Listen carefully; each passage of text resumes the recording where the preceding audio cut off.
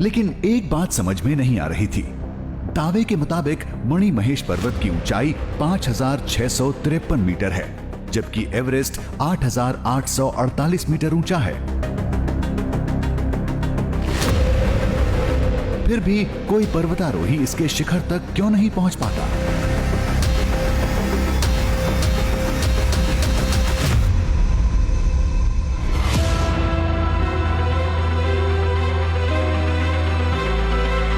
लोगों ने बताया इसका जवाब पौराणिक ग्रंथों में मिलेगा। कहते हैं पर्वत पर एक अदृश्य रेखा खिंची हुई है, जिसे आज तक कोई नहीं लांघ पाया। लोगों का मानना है कि सिर्फ और सिर्फ सूर्यदेव इस कैलाश पर्वत का एक तरीके से श्रृंगार करते हैं, मणि की तरह वो ऊपर सुशोभित होते हैं। और इसके अलावा सिर्फ महादेव, माँ पार्वती, उनके पुत्र भगवान कार्तिकेय और भगवान गणेश वो ऊपर विराजते हैं। और अगर आप कोशिश भी करें तो यहाँ एक रेखा इस पहाड़ पर नीचे नज़र आती है, जिसे यहाँ के स्थानीय निवासी लक्ष्मण रेखा बताते हैं। कुछ लोग उसे राम रेखा मानते हैं। उस रेखा के ऊपर आज तक कोई नहीं चढ़ पाया है।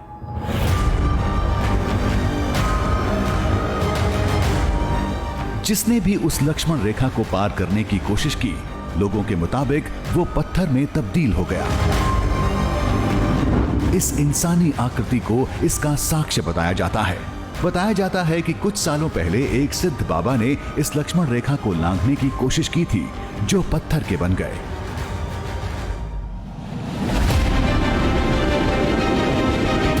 (1965) और 1968 में कई विदेशी दलों ने भी कोशिश की, लेकिन सब नाकाम रहे। कभी मौसम बदल जाता तो कभी अनहोनी हो जाती। यहाँ पे जैसे 2 अंग्रेज आए थे यहाँ पे क्लाइंब करने के लिए। वो तो काफ़ी अच्छे क्लाइंबर हैं, जिन्होंने माउंट एवरेस्ट 3 बार किया, तो उनके लिए तो नॉर्मल बात थी। पर उन्हें जब देखा ना तो उनके हाथ जोड़ दिए थे वहाँ आके, बोलते हम नहीं कर सकते, नहीं जा पाएंगे, कोई भी नहीं जा पाएगा।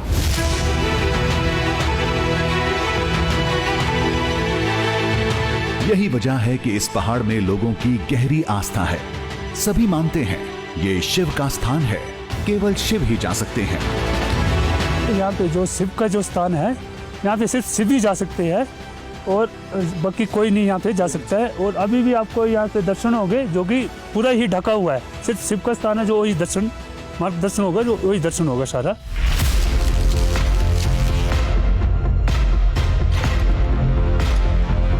अब हमारी दिलचस्पी और बढ़ चुकी थी।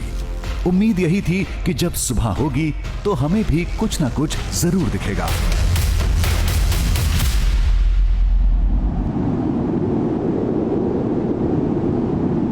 लेकिन सुबह से पहले रात होती है।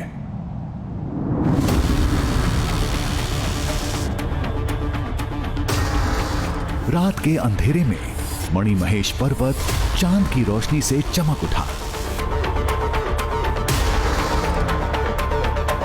अब पूरी रात निगरानी करनी होगी, लिहाजा तैयारी के साथ टेंट में बैठ गए। देखिए रात 10 बजने का वक्त है और यहाँ तापमान लगातार गिरता जा रहा है। अभी जो तापमान है वो तकरीबन -2 डिग्री सेल्सियस से -5 डिग्री सेल्सियस तक पहुँच चुका है। ऐसे में खुद को कवर करके रखना ज़रूरी है। हमने टेंट लगा दिया है और ये टेंट हमने सीधे मणि महेश कैलाश के सामने लगाया है, ताकि वो दृश्य हम आपको दिखा पाएँ जिसका वादा कर हमने इस यात्रा की शुरुआत की थी। क्योंकि लोगों ने बताया कि उस दृश्यम के लिए, यानी मणि के रूप में जब महेश यानी खुद साक्षात शिव यहाँ पर प्रकट होते हैं, उसके लिए आपको इंतज़ार करना पड़ता है। और हो सकता है कि वो इंतज़ार की घड़ी रात की किसी भी पहर में ख़त्म हो जाए, या उसके लिए आपको सुबह तक जागना पड़े। तो अब हम यहाँ डेरा डाल चुके हैं।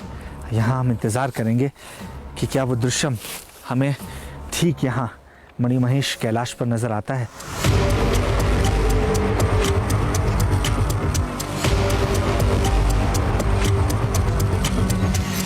दावे के मुताबिक मध्य रात्रि के बाद किसी भी वक्त मणि की चमक दिख सकती है।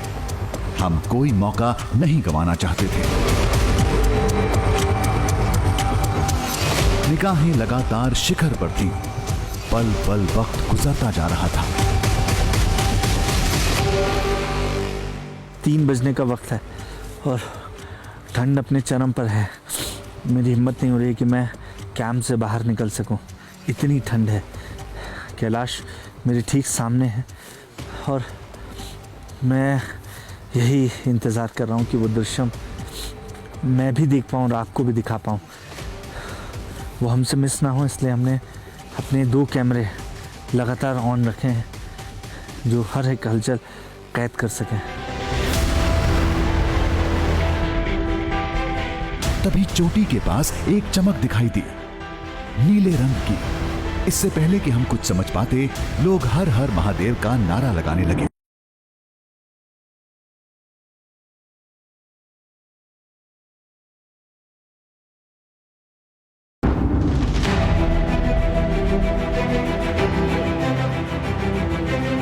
इस रोशनी को महादेव का मणि अवतार बताया जा रहा था, लेकिन ये शायद कोई तारा था। लेकिन तारे में इतनी चमक नहीं होती। ध्रुव तारा भी नहीं था, क्योंकि ये उत्तर नहीं पूरब दिशा थी। वैसे भी तारे की चमक नीली नहीं होती, हाँ मणि की जरूर होती है।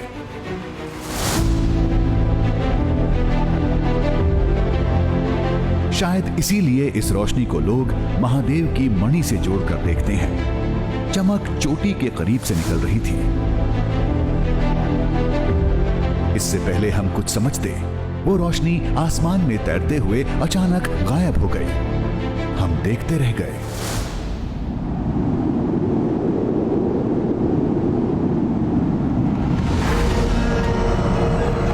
कुछ देर बाद सूर्योदय का वक्त हो गया। निगाहें शिखर पर टंग गईं। फिर जो नजारा दिखा वो अद्भुत था।